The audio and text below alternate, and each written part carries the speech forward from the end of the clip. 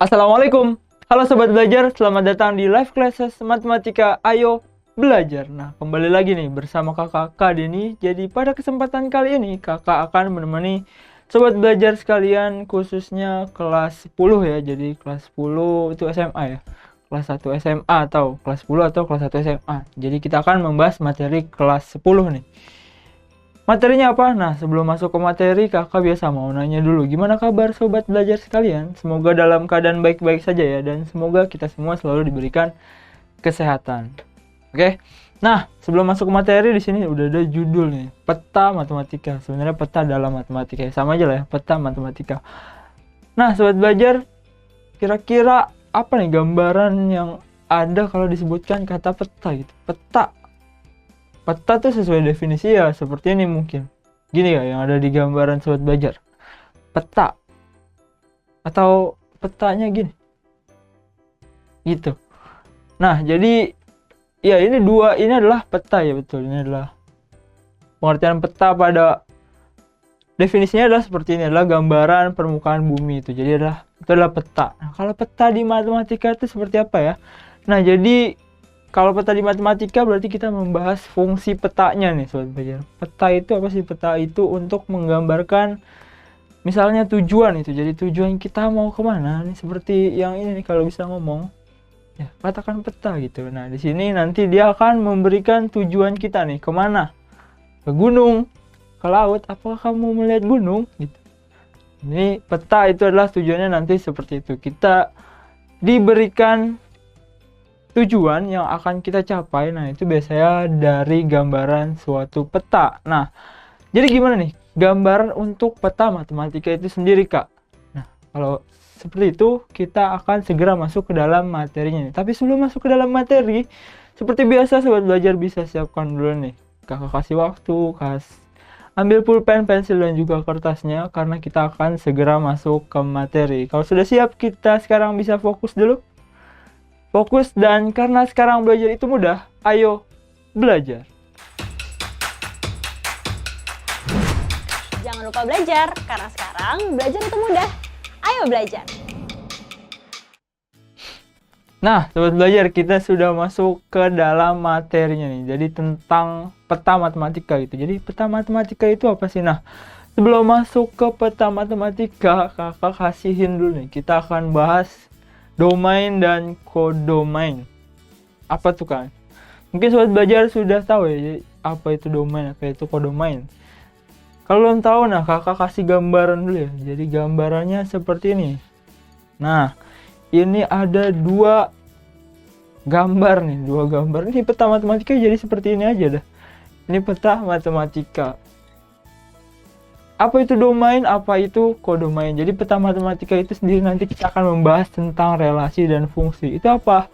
Nah, relasi itu kita biasanya menyebutkan itulah pemetaan dari domain ke kodomain. Jadi ada kata petanya di situ. Jadi memetakan. Jadi dari suatu tujuan ke tujuan lainnya, atau dari suatu tempat. Nah, dari sini biasanya domain. Nah, ke tempat lain, yaitu kodomain. Nah, itu adalah peta dalam matematika ya Sobat Belajar. Nah, di sini kita mau menjelaskan domain dan kodomain itu sendiri dahulu. Apa itu domain? Nah, untuk penjelasannya mungkin kakak nggak memberikan kata-kata. Di sini ada dua gambar nih, ceritanya himpunan ya. Jadi himpunan di sini, himpunan 1, himpunan 2. Lalu yang mana domain, yang mana kodomain, kita kasih tanda panah dulu. Nah, tanda panahnya ke arah sana, berarti ini apa? Tanda panah berarti itu adalah tujuannya ya. Tujuannya berarti ke kiri. Dan yang tidak terdapat tanda panah berarti itu adalah daerah awalnya atau daerah asal.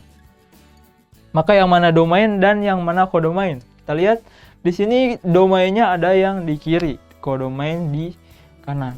Maka dari gambar ini aja kakak harap Sobat Belajar juga bisa mengerti ya, atau sudah dapat kesimpulan bahwa oh, domain itu kan berarti daerah asal atau daerah awalnya. Oke, jadi domain itu daerah awalnya, lalu kodomain itu daerah tujuannya. Oke.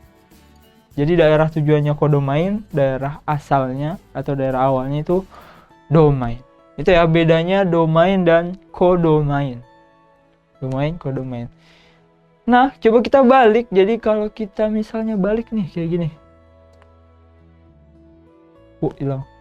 Nah, kalau misalnya kita balik, maka seperti apa nih? Apakah domainnya tetap yang di kiri? Domain itu yang ada di kiri kah? Bukan. Tadi sudah dijelaskan seperti di awal ya, domain itu daerah asal, sementara kodomain itu daerah tujuan. Maka di sini, nah harusnya itu domainnya yang kanan. Jadi domain tidak harus di hijau, jangan hijau loh. Hitam. Domain daerah. Domain. Ini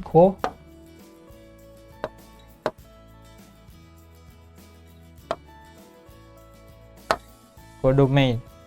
Domain ada kodomain, domain daerah asal dan kodomain daerah tujuan. Oke, paham? Mungkin untuk domain dan kodomain ya sedikit sederhana untuk materi domain dan kodomain, karena kita akan masuk ke materi intinya, yaitu relasi dan fungsi seperti yang tadi kakak sudah sebutkan. Ini adalah pertama nih di bawah.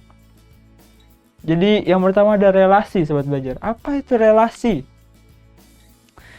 Sobat belajar mungkin sudah sering mendengar ya kata relasi. Relasi itu artinya hubungan. Ya, relasi. Kalau bahasa Inggrisnya relationship. Jadi relasi nih, jadi relationship. Relation.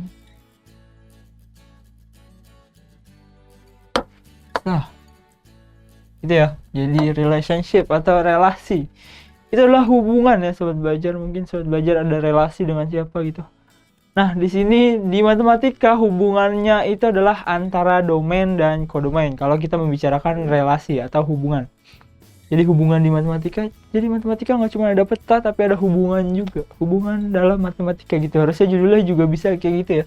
Jadi hubungan dalam matematika itu adalah hubungan antara domain dan kodomain. Berarti seperti tadi gambarnya ya.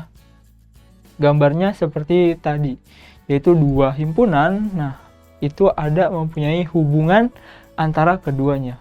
Nah, tadi ya sobat belajar, kalau di gambar sebelumnya itu ada dua himpunan seperti ini. Nah, misalnya ada dua himpunan nih. Ada dua himpunan, lalu tadi kan ada tanda panah tuh. Ada tanda panah misalnya dari kiri ke kanan, kakak ambil juga. Nah, ini berarti menandakan apa? Dua himpunan ini mempunyai hubungan. Tanda panah itu menandakan adanya hubungan antara dua himpunan ini. Gitu. Jadi relasi himpunan dari kodomain dan kodomain di sini dan domain. Ya, jadi ada hubungan ya. Karena kenapa? Karena ya kalau nggak ada tanda panah ya dia berdiri sendiri. Nggak ada tanda panah itu berarti tidak ada relasinya. Itu nggak ada hubungan.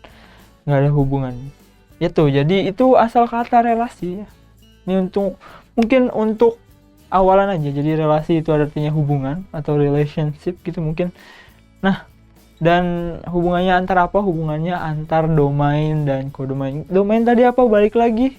Domain adalah daerah asal dan kodomain daerah tujuan. Oke, kita next. Nah, apa sih Kak yang seru gitu? Yang seru. Apa sih Kak kelebihan dari relasi atau apa yang kita akan bahas nih? Kalau cuman kayak gitu mah udah selesai dong. Nah, jadi kita akan membicarakan relasi yang khusus gitu sobat belajar.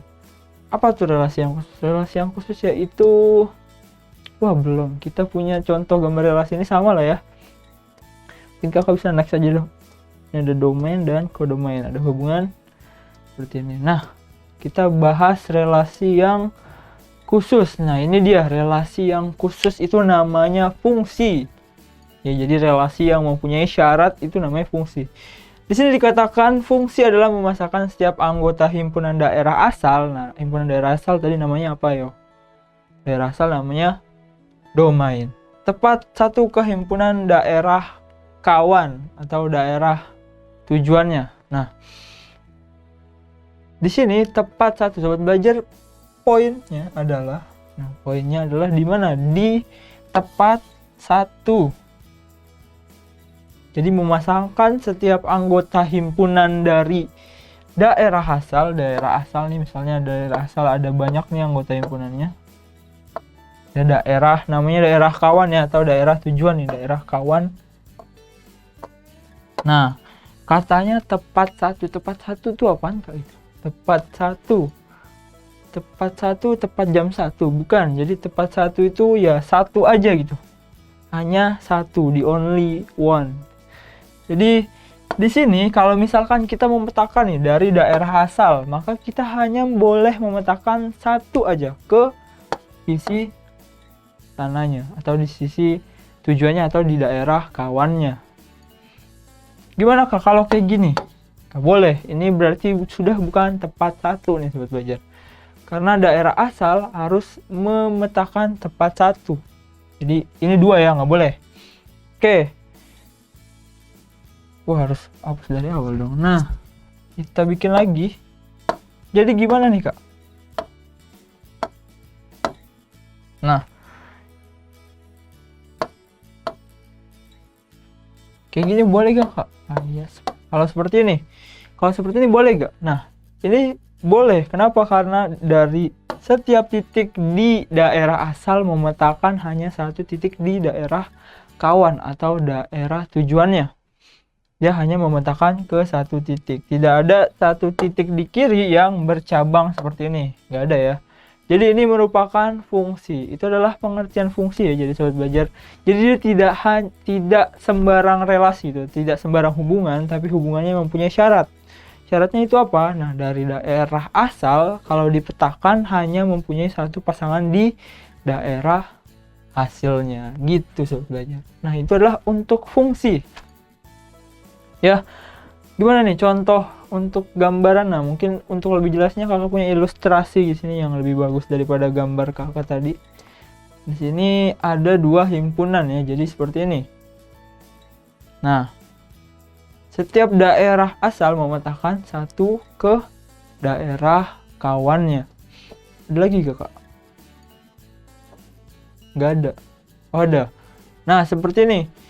Jadi di sisi kiri satu atau di hasilnya satu saja nih. Jadi dari 3 titik, nah hasilnya ke satu. Boleh gak Kak? Boleh. Kenapa? Karena yang kita lihat dari fungsi itu adalah sisi kirinya. Jadi sisi kiri tidak boleh bercabang, tapi sisi kanan boleh gitu. Karena dia hanya menerima nih gitu. Jadi sisi kanan menerima, sisi kiri, nah ini yang memberi. Kita hitungannya kita hanya punya modal satu deh. Jadi kita hanya boleh memberi ke satu titik. Nah, kalau sisi kanan, nah terserah dari sisi kiri ada yang mau memberi atau enggak gitu. Jadi boleh seperti ini fungsi, boleh. Jadi sisi kirinya asal sisi kiri semua memberi, sisi kiri semuanya memberi, dan sisi kanan hanya menerima aja gitu. Yang ini kenapa Kak? Ya udah berarti nggak ada hubungan dengan daerah di daerah asalnya gitu. Jadi 2 titik ini tidak mempunyai hubungan dengan daerah gitu. Boleh ya. Jadi ini merupakan contoh fungsi lainnya selain yang ini mah biasa ya. Jadi beda-beda gitu. Nah, ini fungsi juga. Fungsi. Oke, lanjut kita ke macam-macam fungsi. Macam-macam fungsi atau jenis-jenis fungsi. Di sini ada yang pertama fungsi injektif. Jadi tadi ya, relasi itu adalah kan fungsi yang fungsi itu relasi yang mempunyai syarat nih Sobat Belajar. Fungsi yang memiliki syarat itu adalah relasi. Ya kan? Tadi relasi kan hanya hubungan aja. Lalu fungsi adalah relasi yang memiliki syarat. Nah, di sini ada lagi nih fungsi yang memiliki syarat. Atau fungsi itu relasi yang memiliki syarat. Oke. Fungsi adalah relasi yang memiliki syarat. Nah, di sini ada fungsi injektif. Berarti fungsinya mempunyai syarat sendiri. Itu apa? Injektif memiliki ciri yaitu anggota kodomainnya tidak boleh memiliki pasangan lebih dari satu.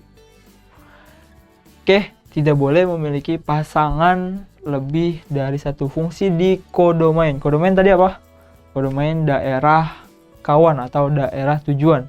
Jadi di sisi kanan biasanya, bukan di sisi kanan. Jadi daerah kodomain tidak boleh menerima lebih dari satu sumbangan, mungkin gitu ya. Namun boleh ada anggota kodomain yang tidak dipasangkan. Nah, contohnya berarti seperti tadi ini nih. Seperti ini kan. Nah, ini adalah contoh fungsi apa tadi? Injektif ya. Nah, ini adalah fungsi injektif nih contohnya seperti ini. injektif bukan? Bukan dong, justru bukan Kak. Kenapa? Karena dia memiliki pasangan lebih dari satu, berarti ini bukan injektif ya sobat belajar. Ini bukan injektif. Kenapa?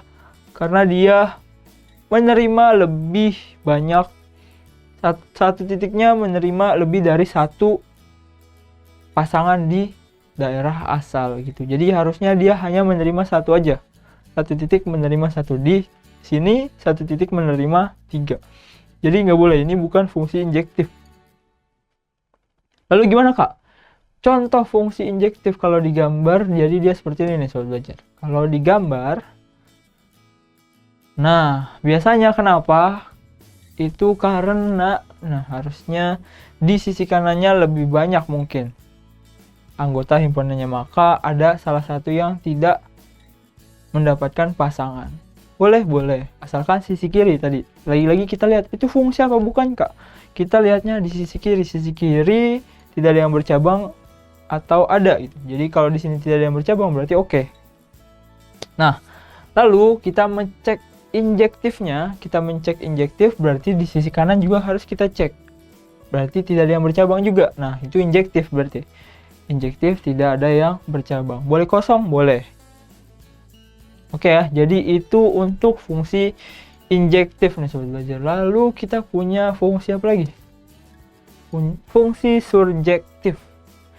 Ini apa? Yaitu kodomainya boleh memiliki pasangan lebih dari satu. Nah itu tadi ya, berarti contoh yang di awal tadi tuh, yang menerima 3. Jadi dia boleh menerima lebih dari satu, tapi tidak boleh ada yang kosong. Tadi kan kalau yang ini boleh ada yang kosong nih. Ini boleh ada yang kosong, tapi tidak boleh lebih dari satu yang menerima. Oke, kalau yang di surjektif, nah di surjektif dia boleh, nah dia boleh lebih dari satu nerimanya, tapi syaratnya harus penuh gitu, harus semua terisi, tidak boleh seperti yang di page sebelumnya. Ini kan ada yang kosong nih, nggak boleh, ada yang kosong ya. Nah ini tidak masuk ke surjektif, tapi dia injektif. Kenapa? Karena semua terisi hanya satu. Oke, kalau di surjektif dia tidak boleh kosong, tapi boleh. Nah bolehnya apa? Boleh menerima lebih dari satu dari daerah asal. Oke, di sini kita lihat nih, titik yang paling atas dia menerima lebih dari satu. Dan kita lihat lagi bahwa titik di sisi kodomain, nah di sisi kodomain dia terisi semua oleh pasangan di kiri. Oke ya, jadi itu kita punya dua tadi, injektif dan surjektif. Masih ingat ya? Jadi injektif itu tadi, injektif berarti kita sisi kanannya hanya boleh menerima satu pasangan di sisi kiri. Tapi boleh, jadi lebih baik tidak dapat itu daripada dia mendapatkan lebih dari satu. Oke, lebih baik tidak dapat daripada mendapatkan lebih dari satu. Oke, nah di sini harus terisi semua kalau di surjektif. Lanjut kita punya yang ketiga nih sobat belajar. Yang terakhir, jenis fungsi yang terakhir itulah fungsi bijektif. Jadi injektif, surjektif, dan bijektif. Apa nih bijektif? Bijektif adalah gabungan dari dua tadi. Gabungannya apa Kak? Kan itu dua hal yang berbeda gitu. Jadi gabungannya itu sifat yang pertama, yaitu kalau dari injektif kita ambilnya satu, harus terisi, tidak boleh bercabang. Nah dari injektif kita ambilnya yang tidak boleh bercabang. Kalau di surjektifnya kita ambilnya itu tidak boleh kosong. Oke ya, jadi kan injektif dan surjektif itu dua hal yang berbeda tadi. Ini harus satu.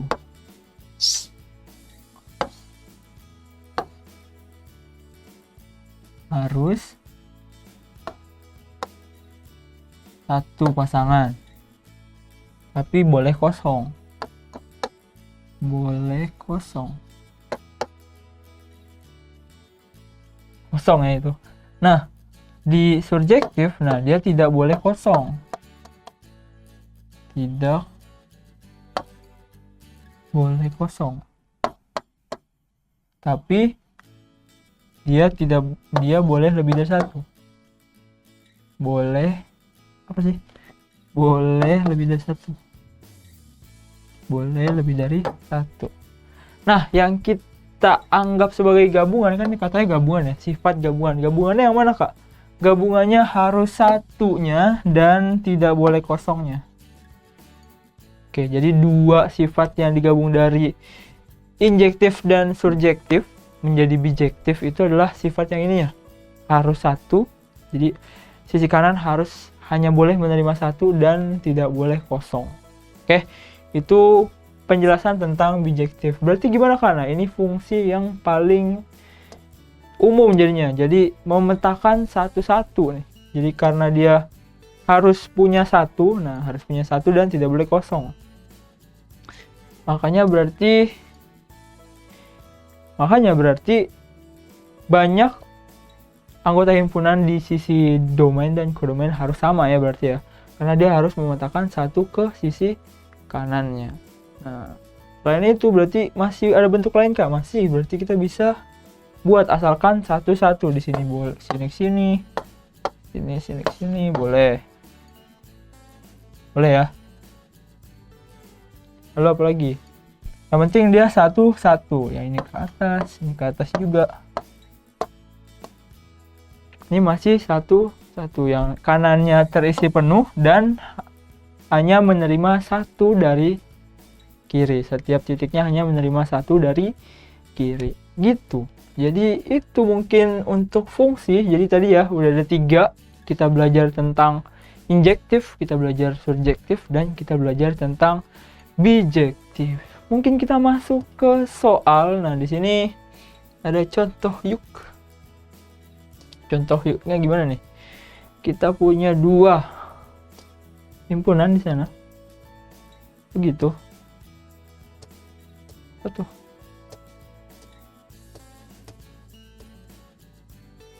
Oke. Soalnya apa? Soalnya adalah, soalnya nggak ada nih. Soalnya kakak buat deh. Kalau ditanya ya, jadi kalau ditanya nih yang pertama, mana yang fungsi? Mana yang fungsi? Mana yang fungsi nih sobat belajar? Berarti salah satu. Apakah dua-duanya fungsi? Apakah nggak ada fungsi atau salah satunya aja? Kalau seperti itu kita cek, misalkan ini A ya, A itu fungsi apa enggak?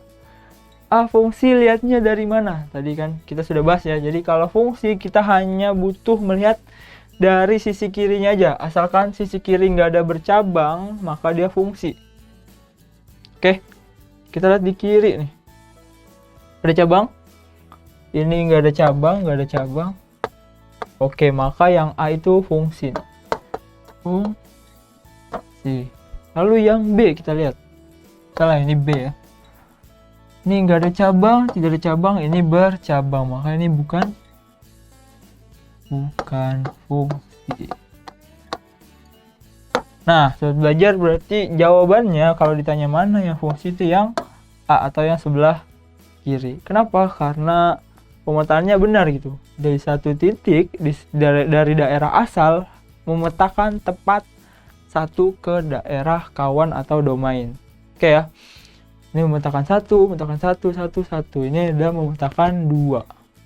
Maka yang B bukan fungsi. Oke, kalau kakak tambah lagi pertanyaannya, mana yang fungsi udah. Yang kedua, coba ditanya apakah yang ini berarti bukan fungsi ya. Oke. Ini bukan fungsi, kita lihat nih. Ini fungsinya injektif kah? Injektif. Surjektif apa bijektif? Surjektif apa bijektif? Kan tadi ada 3 ya. Jenis-jenis fungsi tadi ada 3. Injektif, surjektif, sama bijektif. Ya ampun tulisannya, Kak. Ya nanti dibetulkan nih. Injektif. Apakah injektif? Tadi injektif apa? Sisi kanan hanya boleh menerima 1. Nah, di sini kita lihat nih. Ada dia menerima 2. Gak boleh nih, gak bener nih. Ini juga, apalagi 2 lagi. Nggak benar. Berarti dia tidak injektif. Oke ya. Jadi yang pertama yang ini bukan injektif. Apakah dia surjektif? Surjektif tadi apa? Dia boleh menerima lebih dari 1 dan harus penuh. Penuh berarti dia surjektif. Apakah bijektif? Nah, karena dia aja bukan injektif, maka sudah pasti dia tidak bijektif. Oke gitu ya. Jadi itu mungkin. Nah, itu Kak. Yang sebelah kanan berarti apa? Kalau dia bukan fungsi ya, berarti dia hanya relasi aja. Hanya relasi. Relasi. Gitu sobat belajar. Nah, coba kita next. Ada contoh. Diketahui sebuah fungsi dirumuskan fx. Oh, ini adalah penerapan atau cara penggunaan fungsi. Jadi kita mensubstitusikan, tapi kakak tadi belum bahas ya cara mensubstitusikan suatu nilai x sehingga menjadikan sebuah hasil. Tapi mungkin kakak singgung dikit dulu nanti. Maka nanti pemetaan dari suatu himpunan x ke y, maka sobat belajar bisa tulis nih bahwa itu sama dengan fx sama dengan y gitu. Itu artinya pemetaan dari x ke y. Oke ya, mungkin ini soal akan dibahas di pertemuan selanjutnya. Nah, dari kakak mungkin itu aja untuk kesempatan atau pertemuan pada hari ini. Terima kasih untuk sobat belajar yang sudah menyaksikan. Semangat terus belajarnya dan terus berlatih. Karena matematika perlu latihan dong. Dan terus berlatih, oke? Sehingga kita menjadi juara. Oke. Karena sekarang belajar itu mudah, ayo belajar. Jangan lupa belajar, karena sekarang belajar itu mudah. Ayo belajar!